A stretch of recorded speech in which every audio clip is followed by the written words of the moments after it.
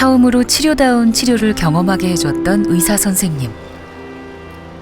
그 선생님은 여전히 정아 씨의 주치의입니다. 신뢰관계가 한번 생기면 정아 씨는 이제 가족보다도 저한테 먼저 개인적으로 연락을 했었어요. 제가 이제 그냥 폐쇄병동이 아닌 일반 병동에 일반 환자들, 다른 과 환자들하고 섞여서 같은 병실을 썼었죠. 그리고 금세 좋아졌고 곧 퇴원하고 그랬죠. 근데 그런 게 굉장히 중요한데 이제 의사와 환자의 그 신뢰관계가 없으면 의사 선생님 경우에도 그 환자가 얼마나 위험한지를 모르니까 묻게 되죠. 묻게 되고 강제 입원시키게 되고. 빈도는 줄었지만 정아 씨에게도 여전히 환청은 남아 있습니다. 젊은데 어젯밤에는 꽃밥 가지고는 안 돼. 그런 식으로 들리는 거야. 꽃밥 가지고는 안 돼. 꽃밥 가지고는 안 돼. 특별한 의미가 있을 수도 있어요. 굉장히 그 계속 반복되는 환청은. 개인적으로 난 정아 씨가 걱정스러워요. 이렇게 바빠져서 좋은 일 하느라고 공적으로는 바빠져서 그런데 개인적으로는 자기를 좀 챙겼으면. 우리 선생님이야 제 건강이 우선이기 때문에. 이 골목길 한켠에 정아 씨가 함께하는 조현병 당사자 인권운동단체 사무실이 있습니다. 이 사무실 위층엔 가족에게조차 의지할 수 없는 환자들을 위한 쉼터도 마련되어 있습니다. 정신질환 자체가 굉장히 심해졌을 때 불안이 굉장히 심해지거든요. 불안할 때 당사자가 믿을 수 있는 공간이 필요했어요. 그래서 원래 사람이 불안하면은 이 뭔가 자기한테 안정감을 주는 사람이라든가 공간이 불안을 조금 이렇게 진정시켜 줄 수 있잖아요. 이 공간은 그런 공간이거든요. 평상시 모습이거든요. 평상시 당사자들이 이제 모였을 때 여기서 회의도 하고 여기 누워 있잖아요. 많이 아파요. 많이 아프고 지금 그 이전에 병원에 치료 경험이 되게 안 좋았어요. 그래서 이 친구가 이제 입원하는 건 원하진 않아요. 그렇다고 전혀 위험성은 없고요. 예. 굉장히 필요했던 공간이어서 제일 먼저 만든 거예요. 딴 데도 이런 공간이 있어요? 없어요. 요즘 정아 씨는 조현병 관련 범죄 때문에 걱정이 많습니다. 감당이 안 되잖아. 감당은 안 되고 사람을 왜 죽여? 그냥 뭐랄까 일반 사람들도 똑같이 있는데 뭐 그냥 우리가 병이 있다고 더 주목받을 뿐인 거지. 약을 안 먹는 것도 자유지. 근데 거기에 전제 조건이 따라야 돼. 자기를 조절할 수 있어야 돼. 자기를 조절할 수 없는 사람이 약도 안 먹고 아무런 자기 노력도 안 하면 당연히 옆에서는 조치를 들어갈 수밖에 없는 거고, 그게 인권의 문제잖아. 우리가 언제 우리 인권만 얘기했나? 타인의 인권도 얘기를 하지. 근데 항상 그런 식으로 사람은 선택적으로 듣잖아요. 블라인드를 쳐가지고 악의적으로 묘사를 한다는 얘기지. 이야기를 나누던 중 한 당사자가 밖으로 나갑니다. 저희 당사자가 아파서요. 잠깐 나가보. 평소 하는 것보다? 그래, 바깥에 있으면 좀 날려나? 불편한 이야기 끝에 증상이 나타났나 봅니다.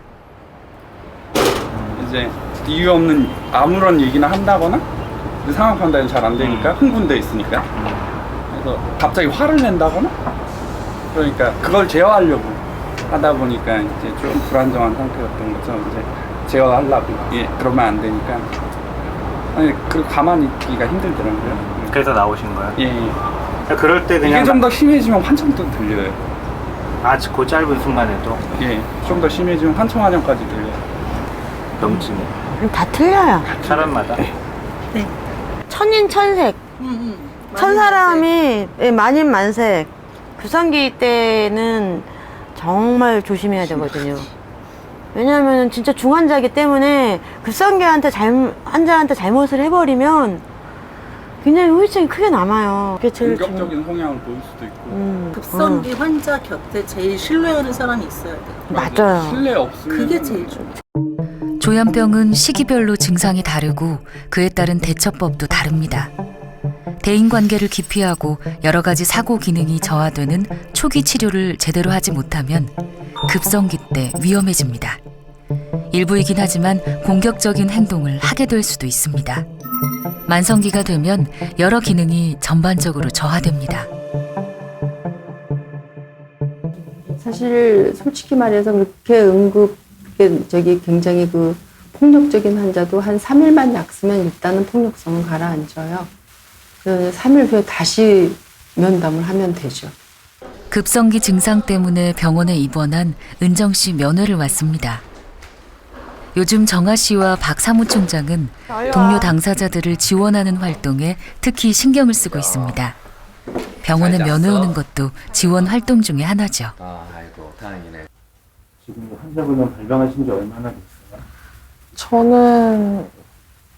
저는 약 먹기 시작한 지 11년 정도 됐어요. 11년?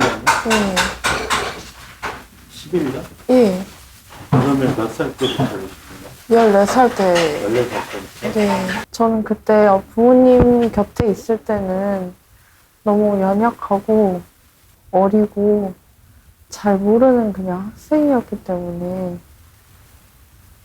그분들이 왜 나한테 이럴까 이런 생각을 많이 하고 막 자해도 하고 이랬었는데 지금은 알죠. 네. 왜 그러셨다고? 저를 비난함으로써 좀 더 편해지고 싶으셨던 것 같아요.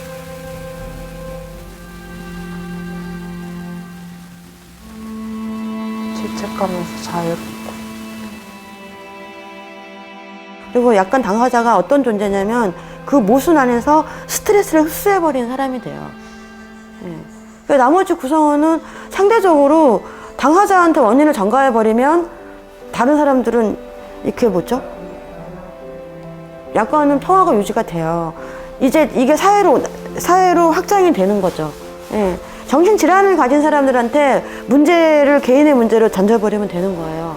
그리고 그 이면에 있었던 사회적 원인이라든가 환경에 가지고 있는 폭력이라든가 그런 것들은 회피를 해버리는 거죠. 그러니까 일종의 굉장히 가해자 중심주의의 사회가 돼버렸어요. 지금은. 빨리 보내달라고 했는데 기고문. 진짜 내일이 마감이에요?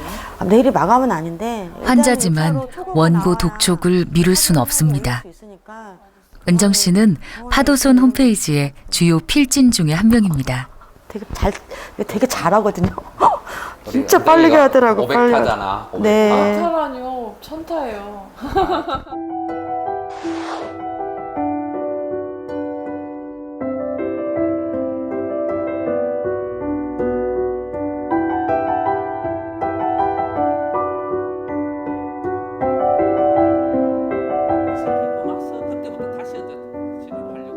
글 솜씨는 야무지지만 단순한 일상생활이 도리어 어렵습니다. 청소나 식사가 더 어려운 것 같은데.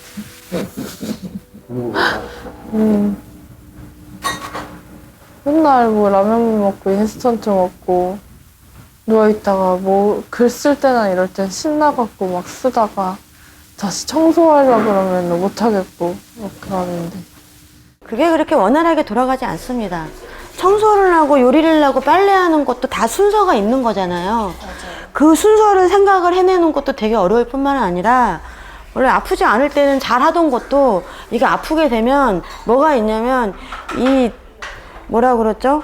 정보 전달에 문제가 생겨요. 그래도 우리 은정이는 치료를 빨리 시작한 편이다. 그러니까 치료를 빨리 시작한 편인데. 그래서 오히려 아주 많이 악화되지 않고 기능 손상이 많이 진행이 안 됐으니까 다행인 거죠. 예, 대학을 다니다가 발병을 하면 뭐 입원 치료가 됐던 치료를 받고 대학으로 돌아갈 수 있어야 돼요. 직장을 다니다가 발병을 하면 내가 단기적으로 치료를 받고 회복을 해서 다시 직장으로 돌아갈 수 있어야 되거든요. 그런데 그렇지 못하고 이 발병의 과정에서 제대로 시스템이 없으니까 망가져 버리는 거예요. 단적으로 말씀드리면 애니메이션 제작자 일을 하던 사람이 정신재활 시설에 들어가면 색칠놀이를 하고 있어야 돼요. 그 정도로 수준이 달라요. 조현병 환자들 인구 숫자만큼의 다양한 회복의 길이 있고 이 지원을 위해서는 아주 다양한 스펙트럼의 재활 서비스가 필요하고 직업재활도 사실은 마찬가지입니다. 사람들은 힘들고 외로운 조현병 당사자들을 보호하기 위해 모였습니다. 그들은 좋은 사람이 좋은 치료라고 믿습니다. 일본 홋카이도 북쪽 가장 추운 어촌 마을 우리카와. 이곳에 40년 된 정신장애인 지역 재활 공동체 베델의 집이 있습니다. 이곳은 병을 숨기거나 감추지 않고 일터와 삶이 공존하는 새로운 모델을 만들어냈습니다. 당사자들은 베델 공동체를 운영하는 주체이기도 합니다. 그 중심에는 무카이아치 씨가 있습니다. 사회복지학과 교수인 그는 베델의 독특한 철학과 가치를 만들었습니다.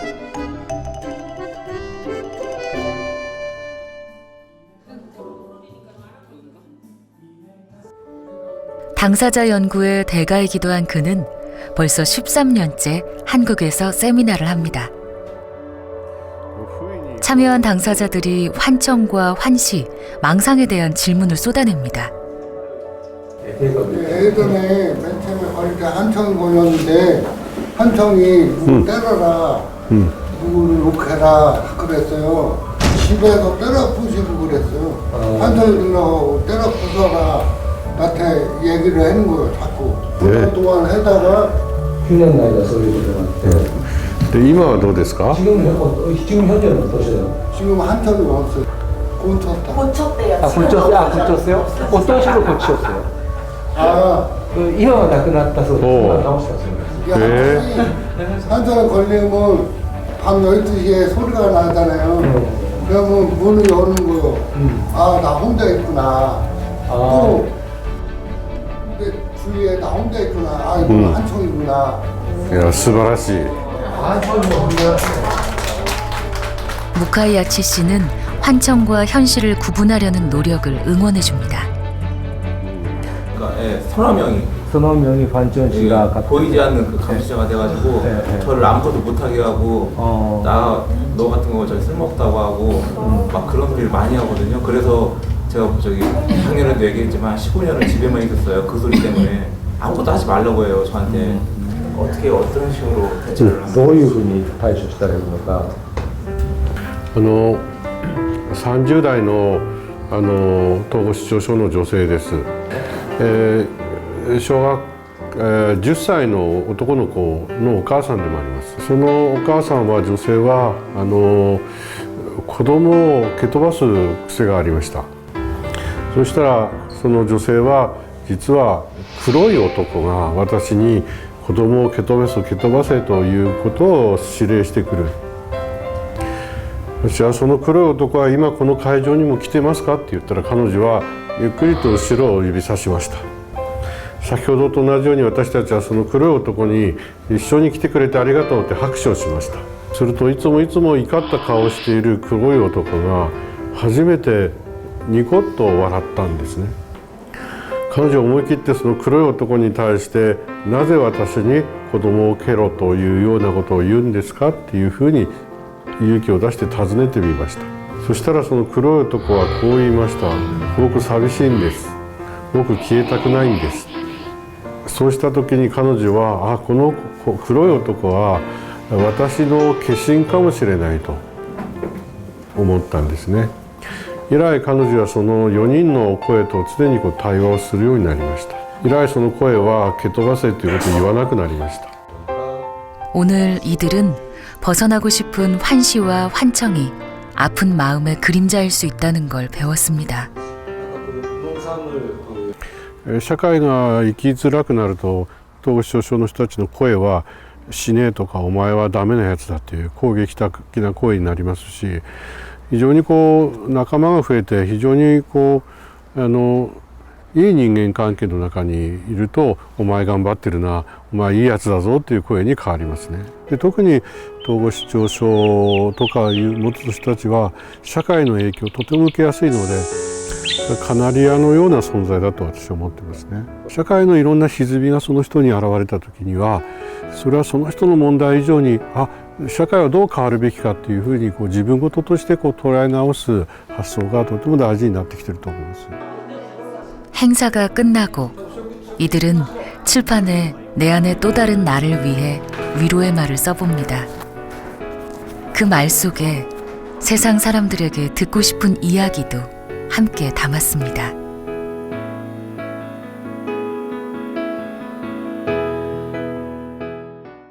엄마랑 조용한 데 시골 가가지고 걔 한 마리 데리고 편안하게 살고 싶다, 그런 뜻이 담긴 거예요. 힘든 걸 떠나서 이제 병도 안 걸리고 이제 편한 데서 살고 싶은 게 나의 꿈이라고 얘기한 거예요. 편견을 없애주세요. 우리 다 모르다가 이 모양이 됐어요. 몰라가지고 병인 줄을. 정신장애인도 이제 다른 사람과 같다고 생각해 주시면 좋겠고, 여러분들이 정신장애인들을 주위에서 나쁘다 이렇게 생각하지 말아 주시고, 지켜봐 주셨으면 좋겠습니다.